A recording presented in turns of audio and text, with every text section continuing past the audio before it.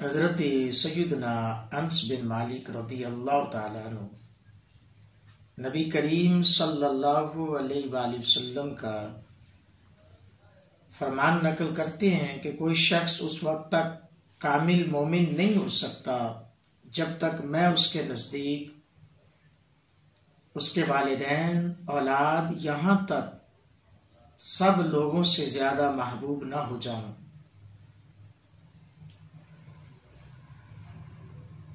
صحابہ کرام رضوان اللہ تعالی علیہم اجمعین کو حضور علیہ الصلوۃ والسلام کی زیارت سے بڑھ کر کوئی چیز زیادہ محبوب نہیں تھی۔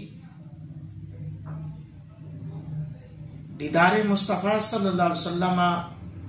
انہیں دنیا کی ہر چیز سے، دنیا کی ہر نعمت سے بڑھ کر عزیز تھا۔ حضرت سیدہ عائشہ صدیقہ رضی اللہ تعالیٰ عنہا سے مروی ہے کہ ایک صحابی حضور علیہ الصلوۃ والسلام کی خدمت میں حاضر ہو کر عرض کرنے لگا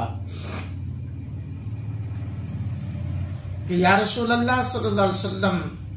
آپ مجھے میری جان اور میرے والدین سے زیادہ محبوب ہیں۔ جب میں اپنے گھر میں ہوتا ہوں تو بس آپ کو ہی یاد کرتا رہتا ہوں، آپ کے بارے میں ہی سوچتا رہتا ہوں۔ اس وقت تک چین نہیں آتا جب تک حاضر ہو کر آپ کی زیارت نہیں کر لیتا، لیکن جب یا رسول اللہ صلی اللہ علیہ وسلم مجھے اپنی موت یاد آتی ہے تو سوچتا ہوں کہ آپ تو جنت میں انبیاء کرام علیہم السلام کے ساتھ بلند ترین مقام پر جلوہ فروز ہوں گے، اور جب میں جنت میں داخل ہوں گا تو خدشہ ہے کہ کہیں آپ کی زیارت سے محروم نہ ہو جاؤں۔ حضور صلی اللہ علیہ وآلہ وسلم نے اس صحابی کی اس گفتگو کو سنا اور میرے کریم آقا علیہ الصلوۃ والسلام نے خاموشی اختیار فرمائی۔ حضور علیہ الصلوۃ والسلام ابھی خاموش ہی تھے، رب تعالیٰ نے حضرت سیدنا جبرائیل علیہ الصلوۃ والسلام کو یہ آیت عطا کر کے بھیجا۔ فرمایا کہ رب کہتا ہے وَمَن يُطِعِ اللَّهَ وَالرَّسُولَ فَأُولَٰئِكَ مَعَ الَّذِينَ أَنْعَمَ اللَّهُ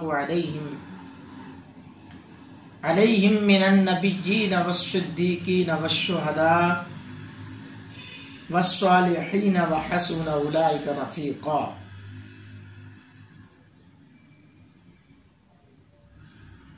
فرمایا جو کوئی اللہ اور رسول صلی اللہ علیہ وسلم کی اطاعت کرے تو یہی لوگ قیامت کے دن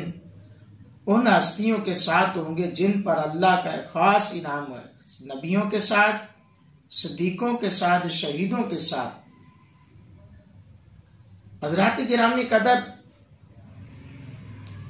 یہ صحابہ کرام کا حضور علیہ الصلوۃ والسلام سے پیار تھا، محبت تھی، نبی پاک صلی اللہ علیہ وآلہ وسلم سے عقیدت تھی کہ وہ ہر وقت حضور کے بارے میں سوچتے رہتے۔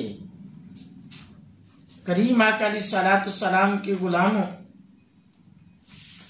ان کا خیال ہر وقت حضور کی ذات پر جمع رہتا۔